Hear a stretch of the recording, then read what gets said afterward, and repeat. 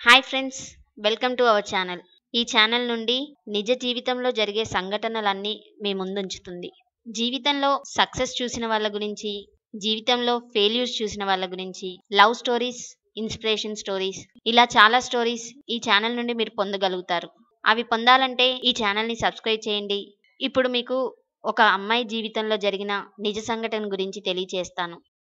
అబ్బాయి సాఫ్ట్‌వేర్ ఉద్యోగం, ఒక్కడే కొడుకు, మంచి కుటుంబం. మరోసారి ఆలోచించండని మధ్యవర్తి మాటతో అమ్మానాన్నలు కరిగిపోయారు. ఎదురింటి ఆంటీ నన్ను కోడలిగా చేసుకోవాలని అందరితో అడిగించడం అది మూడోసారి. అబ్బాయి బావుంటాడు, మంచి ఉద్యోగం అని నన్ను కన్నవాళ్ళు నా అభిప్రాయం అడిగారు.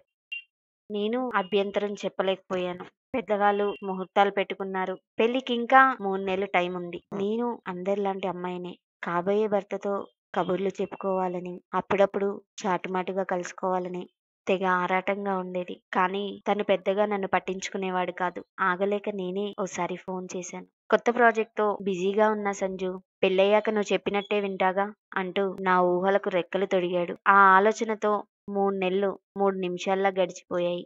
పెళ్లి చాలా ఘనంగా జరిగింది. అనుకున్నట్లుగానే ఎన్నో ఆశలతో అడుగుపెట్టిన నేను అది అడియాశే అని తెలియడానికి ఎక్కువ సమయం పట్టలేదు.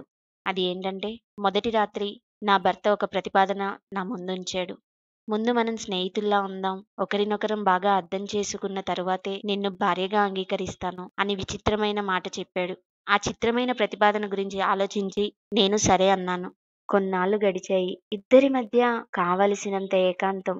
అయినా ఆయన నన్ను పక్కన పెట్టి ఎప్పుడూ ఫోన్‌తోనే గడిపేవాడు. గంటల కొద్దీ చాటింగు, ఎవరితోనో మాట్లాడడం. బాత్రూమ్‌కెళ్ళినా ఫోన్ వదలడు. మొదట్లో చాలా వింతగా అనిపించేది. తర్వాత చిరాకేసేది. నా అంతట నేను చొరవ చేసి మాట్లాడినా మొహం చిట్లించేవాడు. పొరపాటున నా చేయి తగిలినా విసుక్కునేవాడు. నేనంటే తనకిష్టం లేదని అర్థమైపోయింది. అలాంటప్పుడు నన్నెందుకు పెళ్లాడటం? అదే అడిగా. అప్పుడు అసలు విషయం బయటపడింది. నేను శర్వాణి అనే అమ్మాయిని ప్రేమించాను. ఇప్పటికీ తనని మర్చిపోలేకపోతున్నా. మా వాళ్ళ బలవంతంతోనే నిన్ను పెళ్ళాడా అంటూ నా ఆశలపై నీళ్లు కుమ్మరించాడు. ఆపై నా పరిస్థితి మరీ ఘోరంగా తయారైంది. పూలు పెట్టుకున్నా, కాళ్లకు పట్టీలు పెట్టుకున్నా ఒప్పుకునేవాడు కాదు. ఎన్నో ఆశలతో అందమైన జీవితాన్ని ఊహించుకున్న నాకు నిద్రలేని రాత్రులే దిక్కయ్యాయి. రోజులు నెలలయ్యాయి. నెలలు గడుస్తున్నా తనలో ఏ మార్పు లేకపోయేసరికి వాళ్ళ పెద్దవాళ్ళకి విషయం చెప్పాను. నా ముందే అతన్ని కడిగేశారు. "నువ్వేం భయపడకమ్మా, వాడు ప్రేమించిన అమ్మాయికి పెళ్ళయింది. వాడే మారతాడు" అని నాకు ధైర్యం చెప్పారు. కానీ అది జరగలేదు. అమ్మా నాన్నలతో గోడు వెళ్ళబోసుకున్నా. ఇరు కుటుంబాల మధ్య గొడవ మొదలైంది ఇక. అయినా తను ఏమీ పట్టనట్టే ఉన్నాడు.